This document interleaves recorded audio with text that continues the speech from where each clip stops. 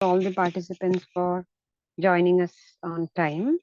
Uh, we'll be discussing about availability of opioids. We'll be hearing uh, what happens in an Indian scenario, what were the challenges, or what are still the barriers in procuring morphine. And many of you might have faced those challenges in your practice probably.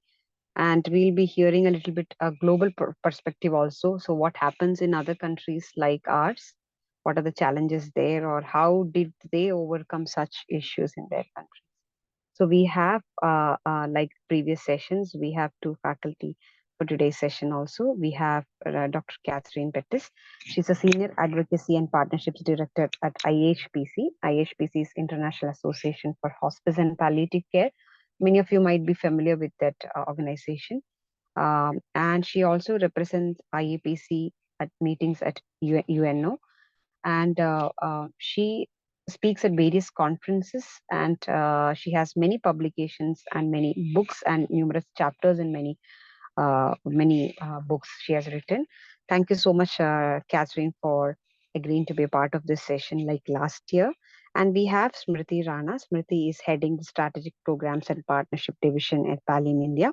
She also leads the capacity bridging programs for Pallium through partnerships with other social development sector and across the country and across the globe, in fact.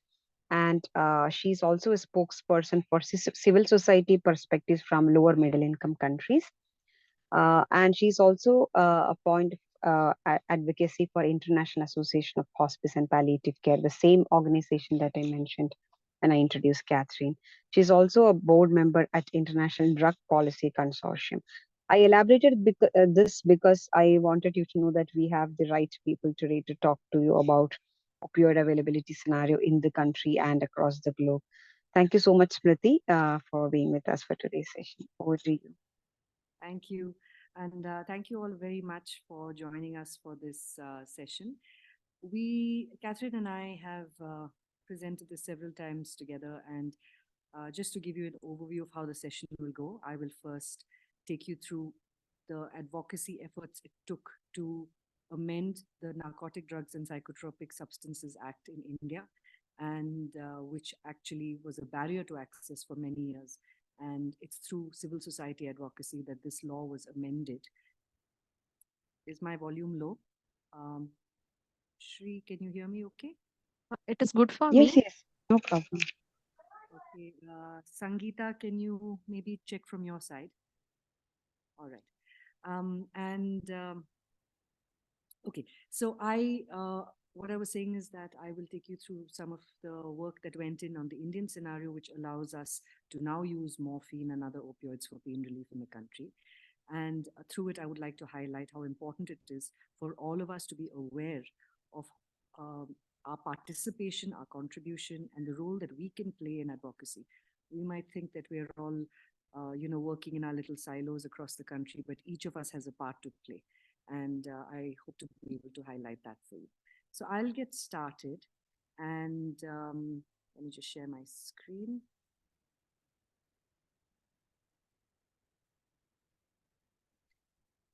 Is this visible, Raju and Shri? Yes, it is good. Ma'am, can you speak a little more louder? I think many are saying volume is low. I am using a headset. It's particularly good for me. Okay, all right. 1 second, just hold on. Just give me 1 minute.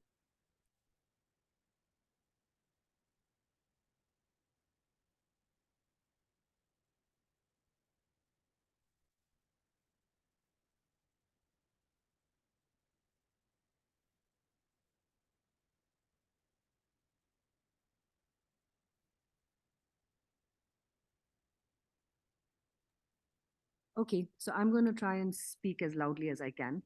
I hope this is okay. Is this better?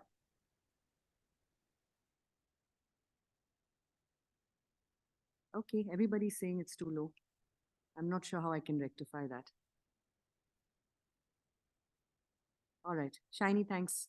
Okay, so I want to also highlight the fact that most of the information that we have here, especially pertaining to the legal aspect, and that's very important because this is the NDPS Act.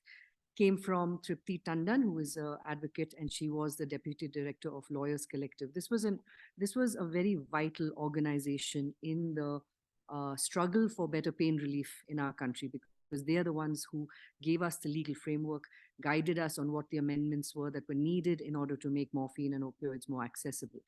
And I've put it together in a format that brings out the advocacy perspective. So firstly, I know this seems like a little bit of a complicated slide, but what we're basically just trying to show you is that the NDPS Act has its origins in the 3 United Nations conventions. And these international conventions came about as a result of several factors. Catherine will be telling you about that. There is a huge colonial history to how access to morphine is distributed across the world today. And we find that most of the countries like ours, which are low and middle income countries, have extremely inequitable access when compared to the global north countries, the high income countries, who were erstwhile mostly colonizing countries. And we don't have to go into this too much. It just, this just shows you where the origins were. Now, as per the conventions, the single convention and all these international treaties, they clearly say that we have a dual responsibility. Every country that has signed up to these treaties have been mandated with this, that while we prevent the misuse and diversion of not just opioids, but all controlled substances, we have to make sure that these controlled substances and medicines are available for those who need them, for people for medical use and scientific purposes. And this is what ideally the principle of balance should look like. And Dr. Rajgopal and all of us, we talk about this principle of balance a lot. The principle of balance is this, that all these international laws that come in from a criminal justice perspective, which focus on restriction and prevention of diversion for illicit use, have to be balanced out against international laws of human rights, which says that medicine has to be made available to people. But unfortunately, the laws have been usually towards control and restrictions against the NDPS Act, like I said, was enacted on the basis of these international conventions on drug control. And there was a ripple effect that went around the world after America declared a war on drugs. And the NDPS Act was one of those reactions almost. And this is a law that says that it is to prohibit, control, and regulate. Okay, and it is supported by rules. So how a law works is that the act is the law, the rules enable the laws to be operationalized. It tells us how the law can be made operational on the ground level. And there were central rules as well as state rules. And when the NDPS Act came into existence in 1985, it had a huge negative effect on the availability of morphine in India. And the law itself became a barrier to access. So rather than becoming a law that enables people to have access to morphine and opioids for pain relief, it actually became one of the biggest barriers in the country. And from 1985 to 1997, we saw a drop of almost 97%, from 716 kilograms of morphine being used for pain relief to 18 kilograms by 1997.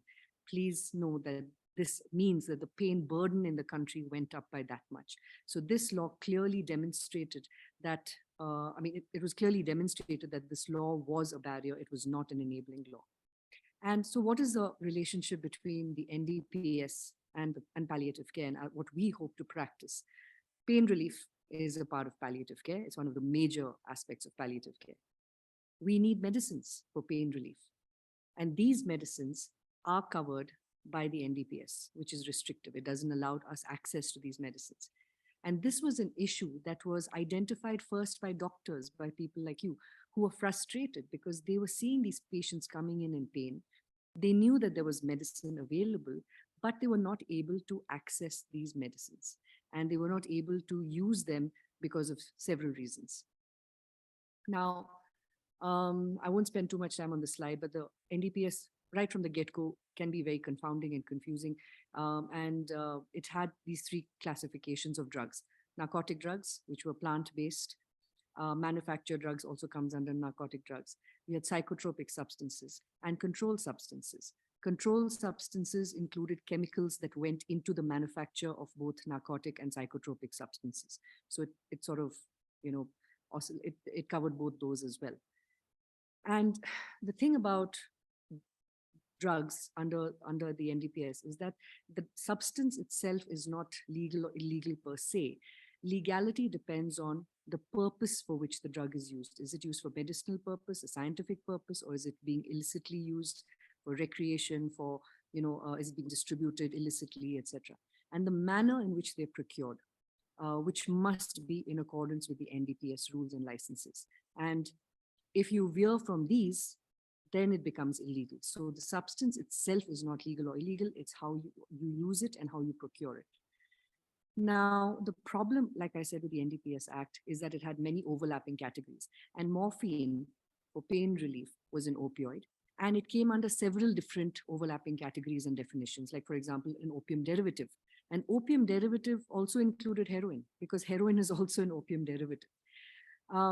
And one of the biggest problems with the NDPS is that the regulatory powers, the people who decided, there was inconsistent division of regulatory powers.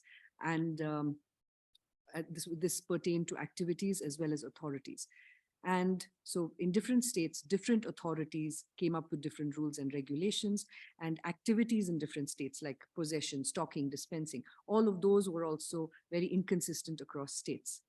And also rule-making power just varied. So for psychotropic substances, rule-making power was with the central government.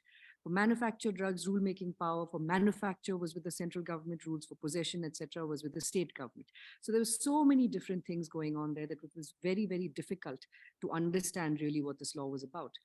And under state rules, so India has a concurrent healthcare system.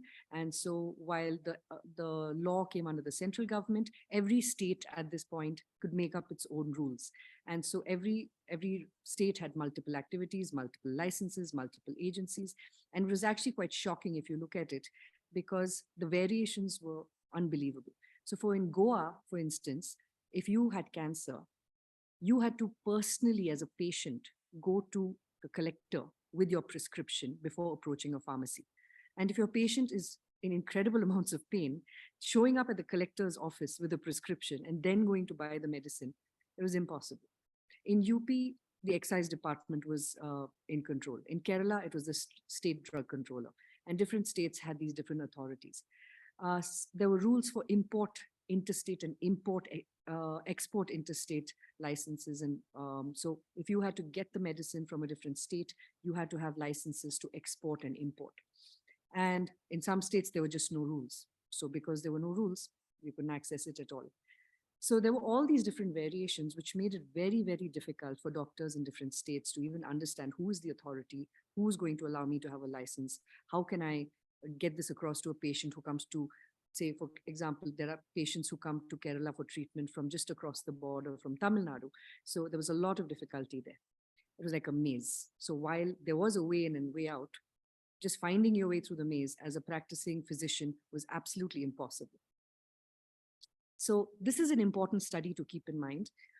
This was a study that was published in the Lancet. And this is a study that happened in Kerala over 2 years. 1,723 patients were studied, were followed. And it was found that in the Kerala system of prescribing and administering morphine, there was a proper system of documentation. And doctors would be very careful about how they documented it, how they prescribed it, and so on. And at the end of those 2 years, they found that there were no major unaccounted discrepancies. And when there were little discrepancies, clerical discrepancies, they investigated it, and they found that overall there was no misuse, there was no diversion, no one was abusing the medicine. And this became a very, very important study for later, and I'll explain to you in just a minute. So once the doctors identified that this was a problem, then we figured that, okay, we have to come together and we have to start advocating for this law to be amended. And there were different levels at which this advocacy took place. There was policy advocacy at the highest level, at the central government level, say, where we had to work with the Department of Revenue. Now, India is the only country in the world where opioids for pain relief come under the Ministry of Finance, Department of Revenue, and not under the Ministry of Health. And this is because this is a hangover from the East India Company's opium trade, and opium was a trade commodity. So till today, it remains under the Finance Ministry, under the Department of Revenue, and those are the people that we talk to about licensing, about policy change, and so on. There had to be litigation. So there were PILs that were filed in the Delhi High Court and Supreme Court of India. One was by a caregiver who talked about the lack of pain relief for their patient. And of course, we had to explore law reform. And this was only something that we explored in 2012. And the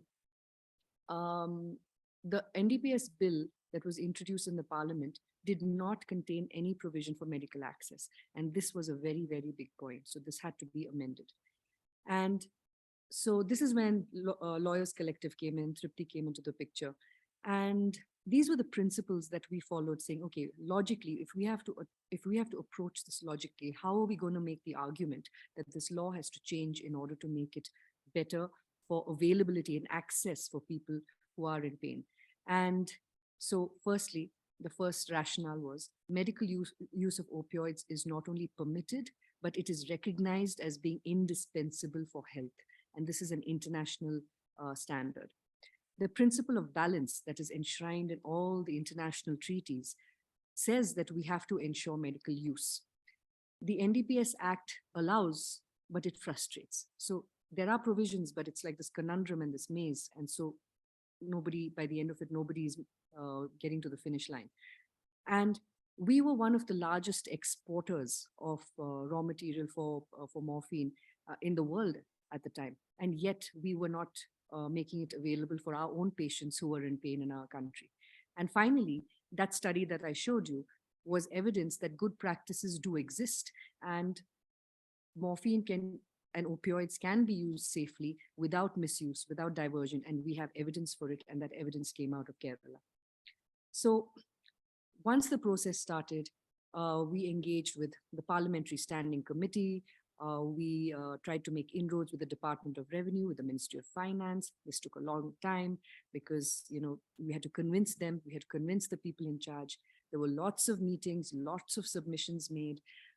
Then the legal team helped us draft legislative amendments, because we as healthcare workers, I mean, that was not our forte. So this is where Lawyers Collective really helped us by drafting the legislative amendments. There was a lot of advocacy with the media at the time, and finally advocacy with members of parliament. And this was really interesting because from hundreds of caregivers and patients, letters started to be written to different members of parliament, saying, you have to make these amendments if you want us to be pain-free. And this was actually a very powerful exercise that happened across the country, where people started writing into their members of parliament. And so this is just a slide that shows you all the different kinds of paperwork that went into it. And finally, after 19 years of advocacy, in 2014, this bill was adopted by the parliament, and and the amendments were approved. And finally, the NDPS Act of India was amended. And I'll tell you about the amendments in a little while. I still remember this day because it was 2014, it was February. I had, and I'll tell you, I mean, it makes sense to tell you this, but in the year 2000, I lost my mother to cancer, and she died in excruciating pain. So when she died, it was actually a relief to the family that her suffering was over. And I remember this day when this call came saying that this bill has been passed. It really meant a lot to people like me who had been through this experience of watching someone go through horrific pain, to know that finally this medicine was going to be a little bit more accessible to people who needed it. So this is a busy slide, but at the 57th session of the Commission on Narcotic Drugs in Vienna, this was actually recognized. If you see they talk about the fact that the NDPS was amended. And it says here, such amendments were drafted with the active participation of civil society and the palliative palliative care community. It was possibly the first time that civil society was acknowledged as being such a change agent. So key changes to the opioid availability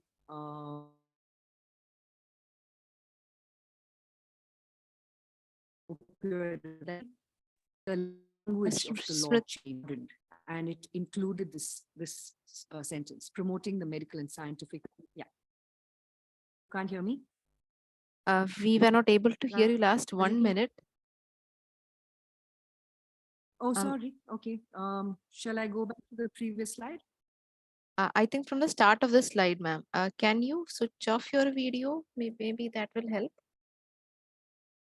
Okay. Sure. Yeah, sure. Okay. Tell me if this is better. It's better now. Raju, It's not better, okay. ma'am. So basically the amendments included the major. Not better? Okay. Let me try just changing my, can you give me a minute? Okay. Yes, you can. Yes, okay, I will take off my video so that we can have the best sound quality also. So hello, everybody, and thank you for being here and taking the time to listen to this brief lecture on the issue of access to essential medicines. First of all, thanks to Pallium India, to Smriti, to Dr. Raj, and to the faculty for inviting me. I've been introduced, but I'm Katherine Pettus, the Senior Advocacy and Partnerships Director for IHPC. We're a global membership organization whose vision is a world free from health-related suffering.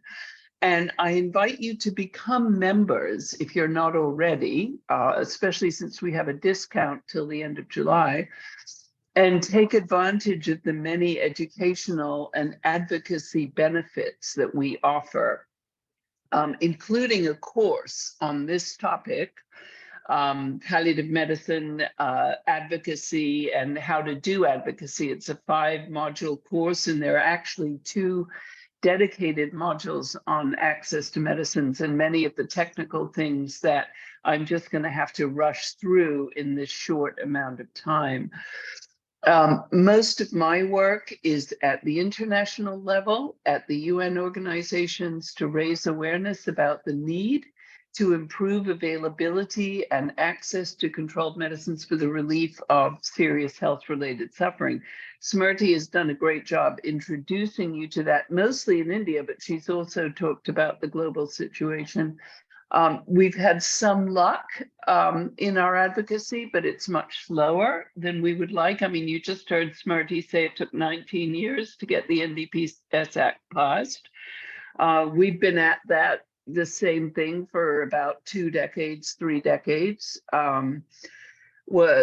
Theories of change and social change say that it can take 17 to 20 years for this kind of change.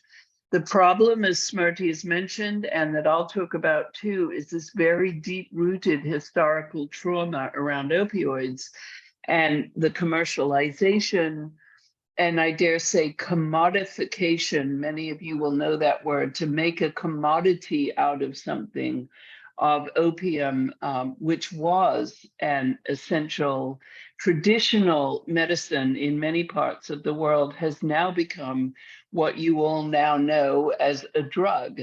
That word never used to be part of the vocabulary. Now it's a drug, and now there are many harmful consequences that we're having to deal with in terms of public health, which was never there before commodification. So next slide, please, after that long introduction. So the learning objectives, no, sorry, go back to learning objectives. I thought we were still on the introduction. So I'm going to talk about the historical timeline and what scheduling is. I'm going to give an introduction just very briefly to internationally controlled essential medicines, talk about opioid phobia, inequity, barriers to access, and the principle of balance, which Smriti has already introduced you to. So next slide, please. Let's see, this is the historical timeline, and as many of you learned in school, and as I just said, the global trade in opium, mostly under the British Empire, but the Americans got involved too, used to be legal. It was completely legal. It was the coin of the realm, so to speak, of the British Empire. And economic historians say that the British Empire, which cultivated and processed the opium in India, which was usually sold in China, that the British Empire was built on opium and that it was the first drug cartel. Before it was commodified, opium, and its production was industrialized, opium was a traditional medicine. It was not what is now called a narcotic drug. The prohibition movement that gave it the name narcotic drug and worked hard to prohibit the trade was driven by reformers and missionaries from the United States and the UK in the late 19th and early 20th centuries. They're called moral entrepreneurs. And their goal was to prohibit all cultivation, manufacture, and to regulate cultivation except for licit medical use. So they had good intentions, but unfortunately, as you all know, good intentions, there's a saying, the road to hell is paved with good intentions. And I think that's the situation we're in now. So their goal was to restrict opium and its derivatives only for medical use, so that you all would have the access you need as practitioners, and people all around the world would have the access they need, but it hasn't turned out that way, as we'll see. And the result was a complex international control system that prevented many poorer countries from developing the institutional capacity to access opioid-based medicines. Only in the last 2 decades, the 19 years Smriti just referred to basically, since the development of palliative medicine,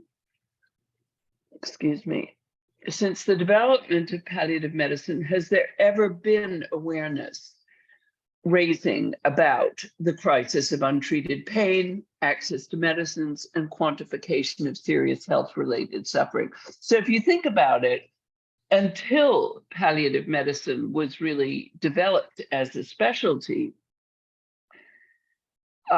you didn't necessarily need access to these medicines unless they were already traditional medicines in your country and you had informal types of access, as many people fortunately still do in the marketplace, but in many parts of the world they don't, obviously. So 1.5 centuries of prohibition, that's the first 2 blocks that you see in this historical context slide. You've got 1.5 centuries of prohibition and only 2 decades of the development of palliative and addiction medicine, quantification of serious health-related suffering, which I'll show you.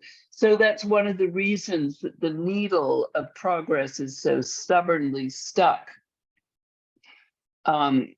where it is right now at very low availability. Next slide, please. So internationally controlled essential medicines are substances that were included in the schedules. Those are the lists that come at the end of the 3 international drug control treaties, which were enacted and approved in the middle of the last century. So each of these treaties had what are called schedules, and they have lists of medicines with different degrees of control. So all the medicines that we typically use in palliative care, especially oral morphine as one of them, are actually scheduled. That's the word we use. They're scheduled substances.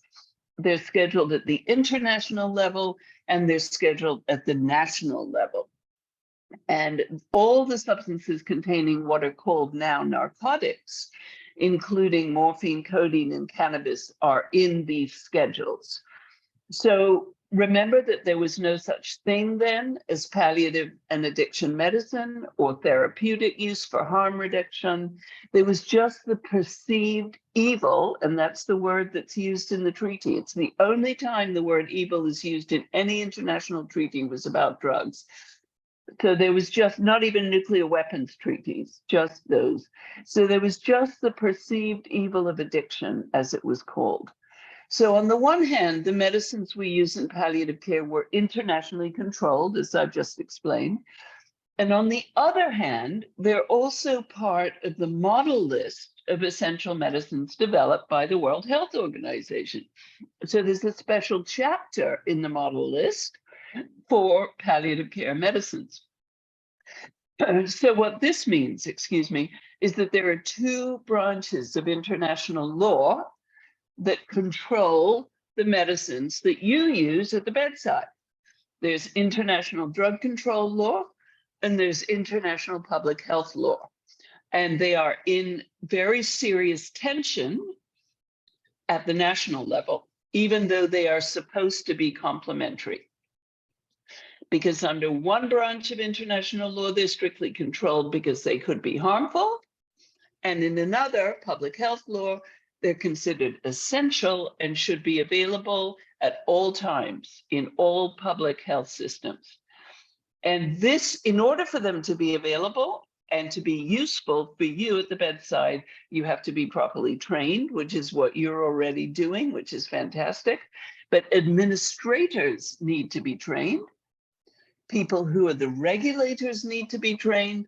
And there need to be robust supply chains to ensure adequate access without diversion and non-medical use, which is what everyone is now afraid of. They're much more afraid of diversion and non-medical use than they are of people dying and living in pain. So diversion and misuse are what underlies the fear of diversion and misuse, underlies what's called opioid phobia, opiophobia. There are lots of, it's a made up word, and further contribute to lack of access for legitimate medical purposes. Next slide, please. So phobia means fear, it's from the Greek, and health system weakness, which is prevalent in most lower and middle income countries, which, as Smriti said, used to be colonies, plus lack of training and the entrenched international narcotics control system, which we've just described, produces opioid phobia. So it's this toxic mix of weak health systems and the international control system. Has made lack of availability, even for rational use, to alleviate severe pain. Opioid phobia can be reduced with correct training, good regulations, as the NDPS Act reform was supposed to produce, which are not overly restrictive. So on the one hand, they will prevent diversion and misuse, although there will always be a little bit, you can never prevent it completely. And by promoting clear examples of how patients and families can benefit from appropriate use. So you have to have lots of things going on at the same time, lots of wheels turning at the same time in different departments and ministries. The drug control treaties we talked about earlier institutionalized opioid phobia when they called addiction an evil that had to be eliminated. And international norms at the time did not recognize addiction as a form of suffering as we do today. We now see it as a medical issue, but they thought of it as a moral failing that could be curbed through supply control and punishment. So a strong social stigma surrounds the use of opioid medications, but this barrier can be overcome with appropriate clinical training. So thank you, Pallium India, a balanced regulatory framework, and public education. The strong social stigma in many countries produces the inequity that we see in the next slide. So next slide, please. which shows you the global inequity in access to medicines. And what you see in the bar chart on the left, which charts the amount of opioids under international control available for medical consumption. So this is where it's actually available, the green lines. And on the left, it's mostly North America and then Europe, and then slowly you get to South Asia is the the number 6 from the right. So you could barely see where South Asia is relative to the global use. And this is where on the right, you'll see that in an actual map, and you'll see where all the countries where there's unavailability are shrunk. They're distortedly small, whereas the countries and continents where there's over availability are inflated. And the area, the region, you could say the WHO region where we use the benchmark is Western Europe, because there's relatively good availability globally and much less diversion and misuse. So you don't have the kind of opioid overdose epidemic, as it's called in the States or in California or Australia, and starting to spread in other upper income countries. You don't have that kind of overuse in Europe. You have pockets where that's a problem, but you also have adequate availability. So they're approaching what's called a balance. And those are the countries which we use as a model. Next slide, please. So this is a different way of imaging inequity in access to medicines. The pie chart on the left is from the 2020 INCB report. INCB is the International Narcotics Control Board. They're the global, they're called a quasi-judicial independent scientific board that oversees and documents use and misuse of what is called drugs. The black part of the pie represents 80% of the world's population. The black part, just sort of between 1 and 2 o'clock on the clock face, represents the 80% of the world's population that consumed only 13% of the global supply of morphine. So 80% of the world, 13% of the global supply of morphine. While the yellow part is the US, and Europe is in green. So most of the available morphine in the world is not utilized by pharmaceutical companies to prepare morphine preparations for palliative care, which has a negative effect. And this comes from WHO. This is what they say. This has a negative effect on the capacity of health workers to treat pain, particularly in low and middle income countries, because most morphine goes to codeine, which is more profitable than morphine. And on the right, we see distributed opioids, fentanyl in red. So you can see how much fentanyl is being consumed in high and middle income countries, which is pretty unaffordable because synthetic fentanyl is much more expensive than morphine. But guess what? That means it's more profitable to the drug companies, the pharmaceutical industry. So you can see the lower middle income countries on the bottom left of the distributed opioid slide that are blown up in the middle section, and the disturbing trend towards the use of fentanyl and oxycodone, which are expensive, non-generic pharmaceuticals rather than oral morphine. Next slide, please. So the main barrier is lack of training, and the International Narcotics Control Board is very concerned about global inequity, which has been very resistant to change. So it surveys countries about perceived barriers, which are graphed on the left. These lines, I'm sorry, it's probably very small on your screen. These lines on the left chart all the different barriers that countries report. in terms of availability of opioids. And the new barrier is lack of training, which you see if you can actually access all these reports online. Apparently, according to the countries, fear of addiction is now not the main barrier. It's fallen compared to lack of training. So governments need to do more to promote training. Some of them are doing that, some of them are not. Thank goodness for organizations like Pallium India, which does promote training. And then the graphic on the right side of the slide, at least right to me, I hope it's right to you, is from the American Cancer Pain Society, but it also supports the INCB survey. And it basically says that health professionals feel they have inadequate knowledge and lack of awareness, and that health system barriers are limited. Access to pain and specialty care and reimbursement is another problem, the expense of the medicines. So these are the main barriers that need to be overcome through advocacy and training. Next slide, please. So the cumulative effects of all these barriers, which are rooted in history and in culture, as we've heard, are unbalanced regulatory systems and inequity, like this cart that you see on the left. So governments fearing diversion and the evil, as it's called, of addiction, have failed to ensure availability for medical purposes, as we see in the map on the right.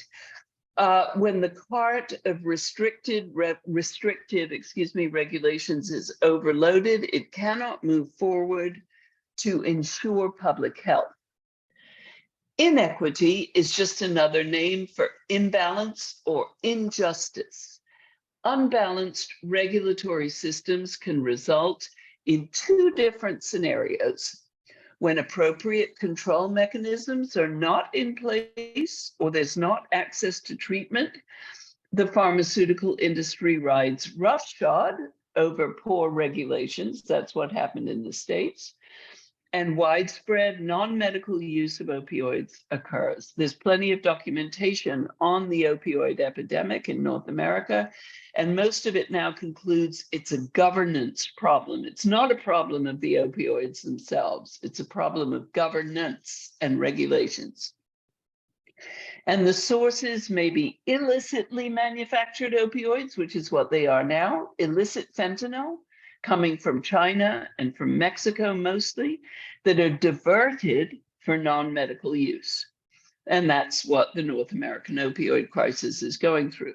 But when appropriate steps to ensure access to patients with legitimate medical needs are not in place, then this medication is not available in hospitals, pharmacies, and patients suffer in excruciating, unnecessary pain, as Smriti related her mother did, as you've all seen, and my mother died in excruciating, unnecessary pain also, which is why I'm doing this work now. So this is what many colleagues in low and middle income countries, the skinny ones on the map on the right, are more familiar with. We recognize that both appropriate measures to ensure the safety and measures to ensure access are needed, both measures, and both are introduced. Next slide, please. So how is balance introduced into imbalanced systems?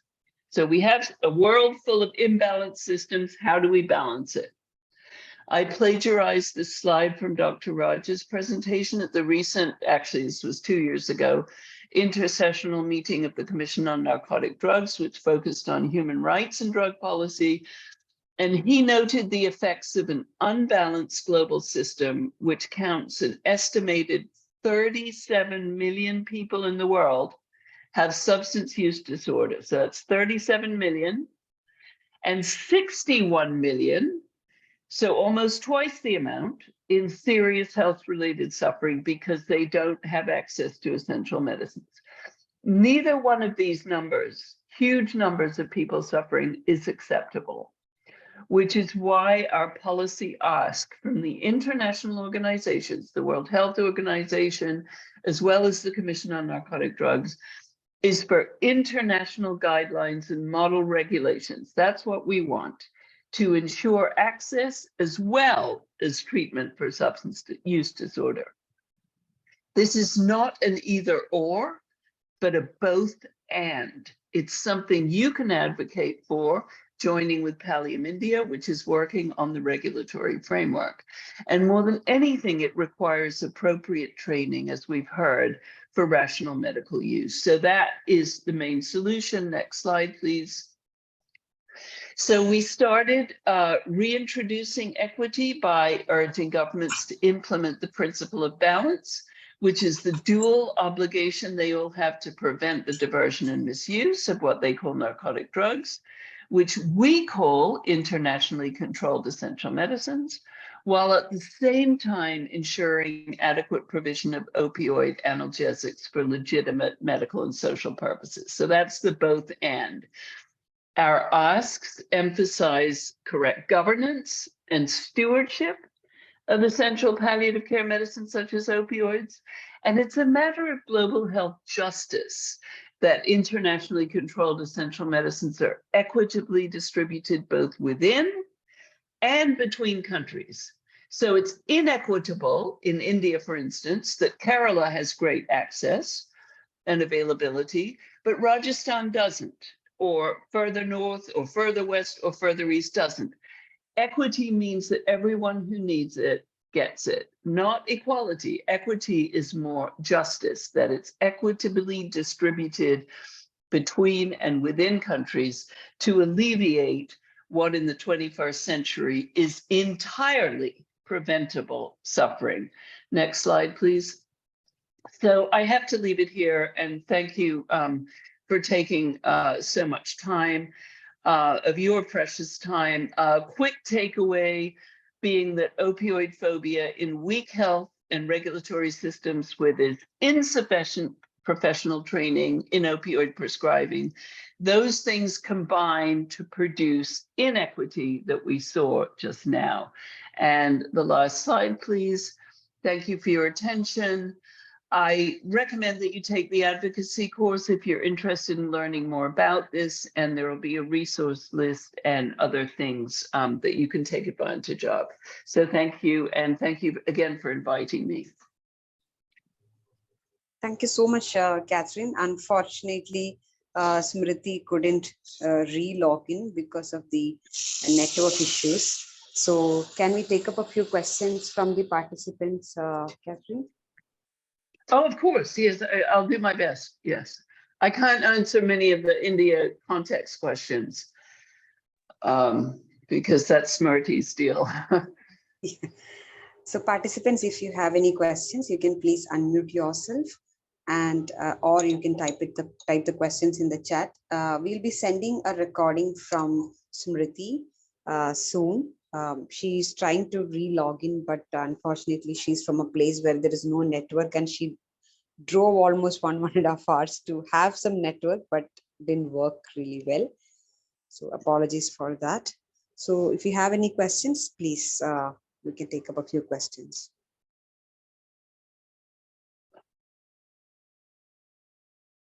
Okay, there is a question in the chat. Probably I think that I will be able to send Catherine. They're asking for a format, for uniform format of morphine record keeping. That's not my expertise. I'm really So sorry, but I'm sure Pallium India has that, because that would be a national requirement. And it's not an international requirement. It's something that each country would do separately. So Pallium would know that. Yes. Dr. Sangeeta, we have a format. Raju, I think we have sent it to the previous batch sometime, I think. The picture of the register that we show during the session, where how we record, what all we write, what all forms we use, that we can send across. Dr. Sangeeta. Sure, ma'am. Note that. Actually, if I'll say something about that, because it's an interesting question. And my response was, that's not an international requirement, because one of the issues that we come across as international advocates is that people, and I don't mean doctors here, I mean the administrators and the regulators and the diplomats and all the people who work at the international level as well as the national level, they don't understand that the national laws don't have to be as restrictive as they are. Many of the national laws are much more restrictive than the international law requires. Each country, the drug control treaties, just to back up a bit, they're what are called non-self-executing treaties. And that's a long and fancy way of saying that they don't just come into force in each country by themselves. The international law doesn't just all of a sudden cover each country. It doesn't work like that. Each country has to enact legislation that conforms with the international law. And what happened was that most of the countries, including India, created national laws that were much more restrictive than was required.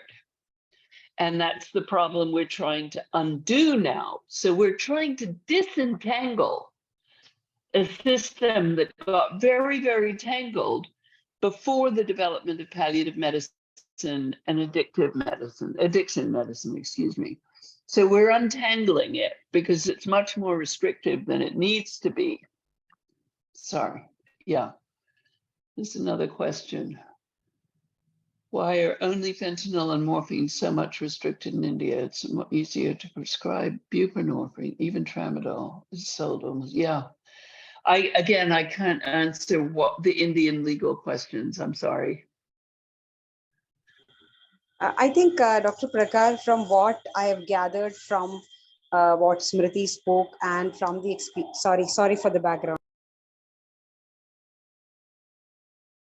Yeah, from what Katherine was telling, I think it's I imply that to lack of training, because even the people who are on the administrative side, the drug controllers or the doctors, like some of the states where we work with, there is a lack of demand. Doesn't mean that they don't have patients with pain. There is a lack of demand from the professionals, because professionals don't know when to prescribe, how to do the safe prescription. They all think that it is an additional responsibility to what I'm already doing, and it is someone else who has pain, it's not me. So lack of training is what I think is the major problem in the country. Like, we have trained at least 5,000 plus healthcare workers in the last few years, but I am really doubtful how many of them have license to stock and dispense morphine. How many of, like, all of you in this group have undergone foundation program from us probably a year back or 2 years back? How many of us have RMI license for prescribing morphine? So even with training, sometimes it is even with training, there is not enough confidence among professionals, or as there is no enough awareness about that among the administrators. I feel that's one problem, major problem that we need to address. Sorry to take the floor again, but one thing I forgot to mention was that the World Health Organization Essential Medicines Division just released a report like a couple of weeks ago, I think that's recent, on morphine and morphine availability in the world. It's called Left Behind in Pain.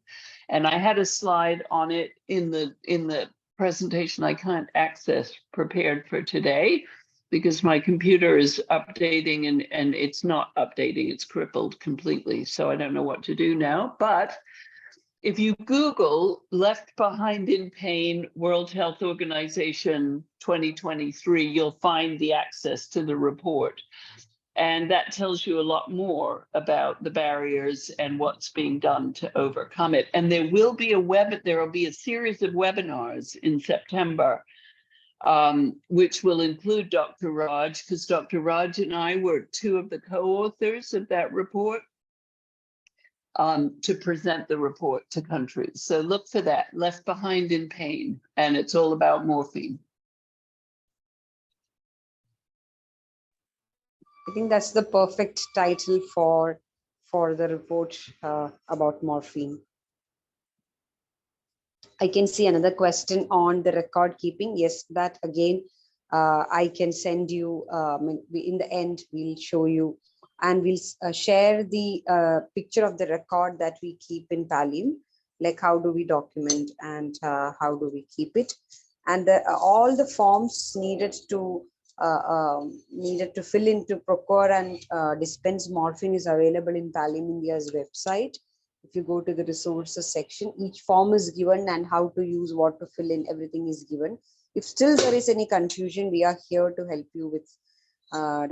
We are offering this many things during a course because we want you all to really start using it for patients in pain. That's the whole point of doing the training programs here. Any other questions? Katherine, in your experience, I mean, I understand there are many countries who will be facing the difficulty to access to medicines, maybe much worse than India. But what do you think in your experience or working with Dr. Raj? What will be that unique challenge that might be in our country when you compare with your experience? I think the unique challenge in India it goes back to the colonial time and the fact that India was the source originally of, well, actually wasn't necessarily, opium was produced all over the world, including in Iran and Turkey and many other countries. But it was the center of the British Empire's commercialization of opium. And I think these historical sensitivities are incredibly, they have a long half-life. If you want to talk about it like radioactive, it's radioactive. I once was talking to someone a long time ago in the States about opioids when I was doing one of my degree on international law and medicines. And they said opioids are the third rail, like railways, third rail where you get electrocuted of American politics. So even in American politics, it's so sensitive. And in India, it's very sensitive, I think, because of this historical trauma, historical memory. That's just one of my ideas about it, because I'm a theorist and I study history as well as law. Yeah, got it. So that's the historical perspective, mainly with a long half-life, as you mentioned. It is still there in the system to be completely cleared. I saw the question in the chat about medical professionals prosecuted. I'm sure they have been, from what I've heard anecdotally, but again, that's not my expertise. They have been in other countries. In the States, they're getting, physicians are getting put in prison. There was a Supreme Court case for, and some of them are bad actors, but others aren't. Some of them are really trying to help their patients in pain. So it's really turned into another witch hunt.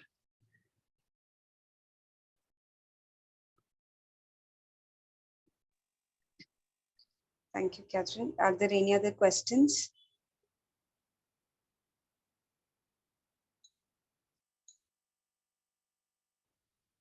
We'll share the course that you recommended on advocacy with your PowerPoint. We'll take that link and probably share with the trainees who are interested to learn about advocacy. I will, as soon as I can access, hopefully my laptop will come online again soon. I will send you the PowerPoint that I was supposed to have presented. But thank you. Thank you for doing this at the last minute.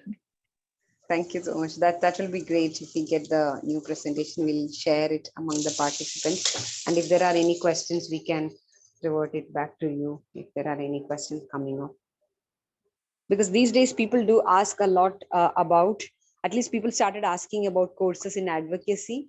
Is there any Oh, codes for good. people who are administrators? Recently, I came across that, not for doctors and nurses. Can we do something about Oh, it? So I think I'll recommend that's this whenever I get a question on related to courses, which is not for doctors and nurses, but for people who want to know more about advocacy.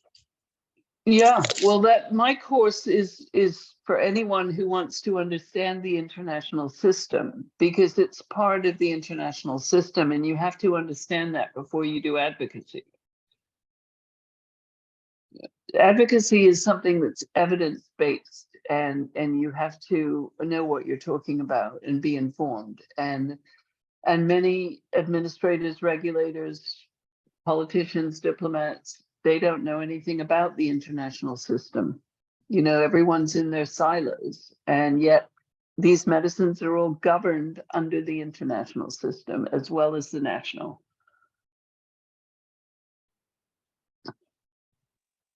Can't see any other questions in the chat. Yeah, so I think we'll be sending Catherine's presentation as well as Smriti's recording for further reference to you all.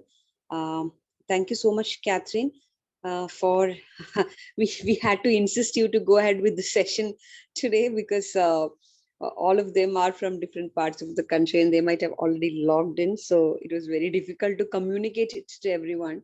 So sorry for forcing you to go ahead with the. No, we did it. We did it. It worked. Thank you. Thank you so much, and Okay. coming again for today's session. Thank you so much. Okay. Bye. Thanks. Thanks to everyone who attended.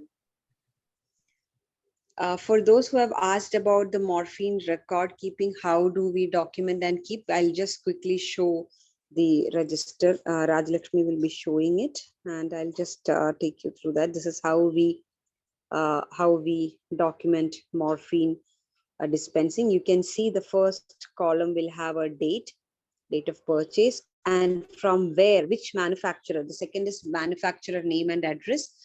That is Lisi Hospital Pharmaceuticals Kochi is from where we purchase this. And when we then send, there is a batch number and there is a date of expiry and date of manufacturing. All these we will enter, and you can see 24,000.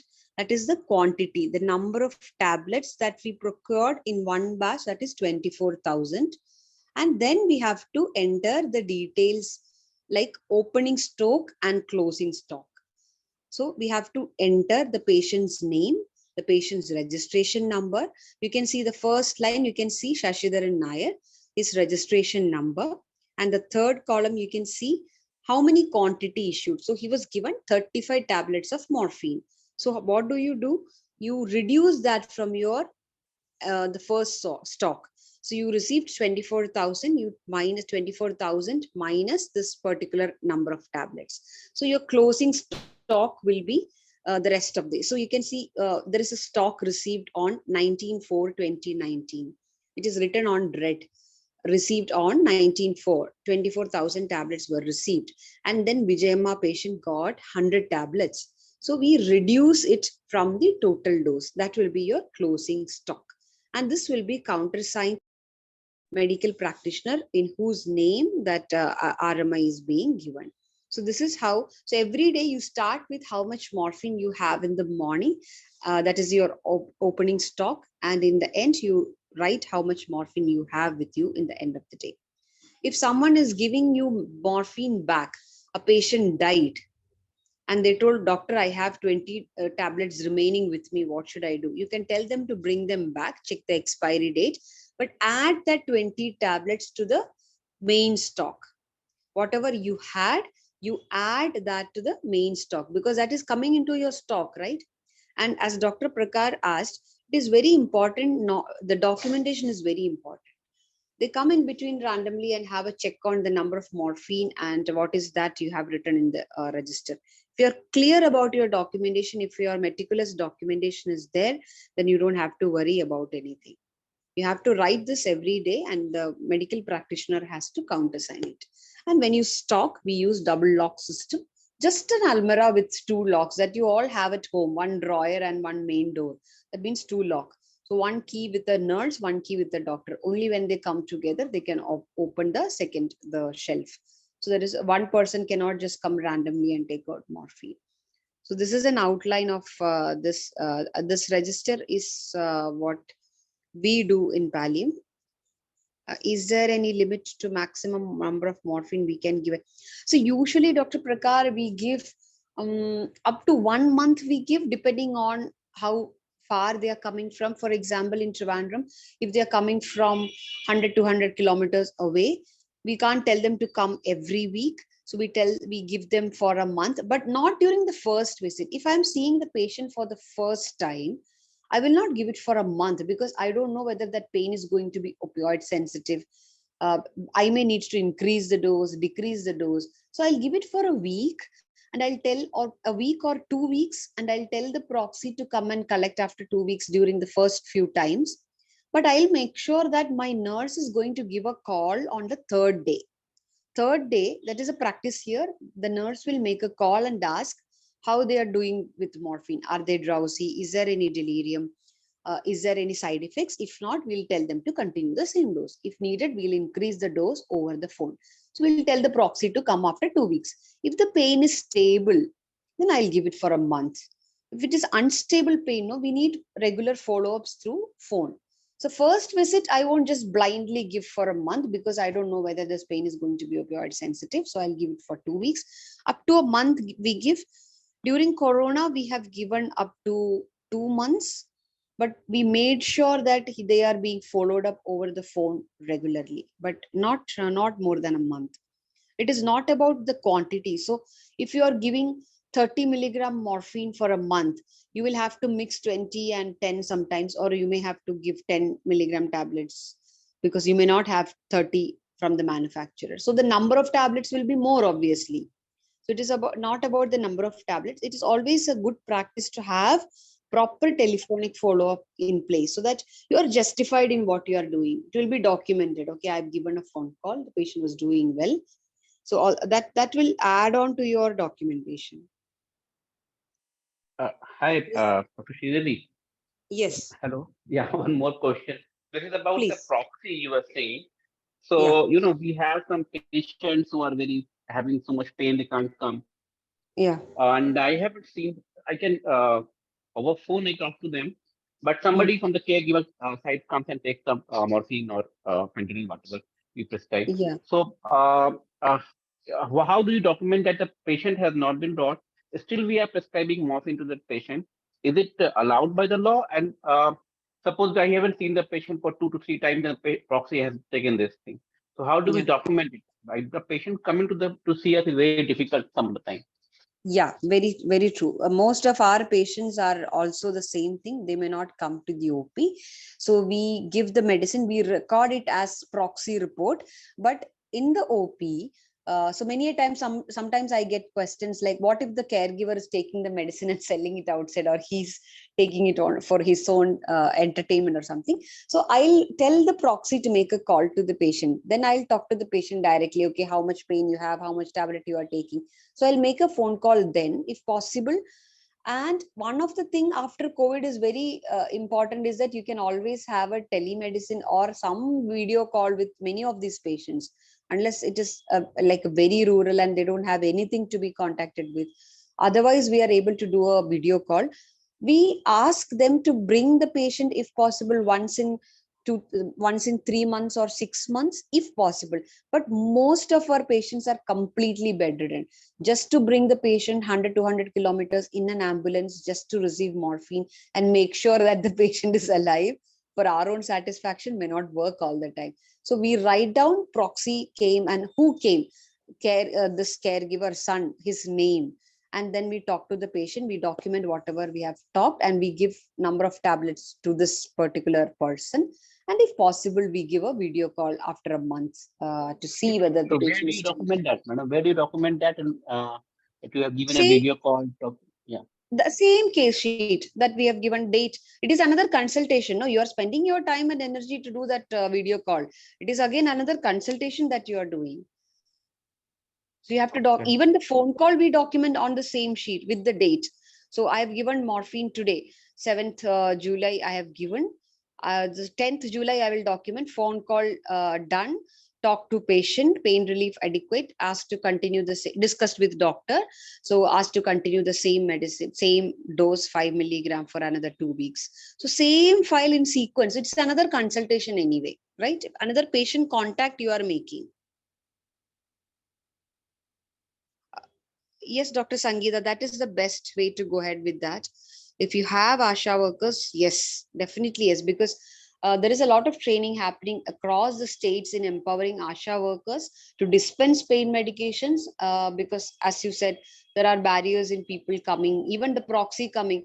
During COVID, even the proxy could not come, right? We could not give, they could not reach the outpatient clinics. So we sent morphine through police station and fire station in Kerala. We sent it to the nearby police station, and we told the police people were dispensing it at home. So that's how it worked during COVID. Dr. Prakar, I think this is also a good idea. I mean, if you can, there are training programs available for ASHA workers in palliative care under NHSRC. If you can train a few, then that you making use of ASHA workers is another good idea. If you have access to those systems, that will be a very good idea, because they can dispense medications legally. They can carry it and give it to the patient. Thank you so much, Dr. Sangeeta, for sharing that experience. So whatever you do, like whoever came, who came, you can't just write proxy came. Next day, someone who came.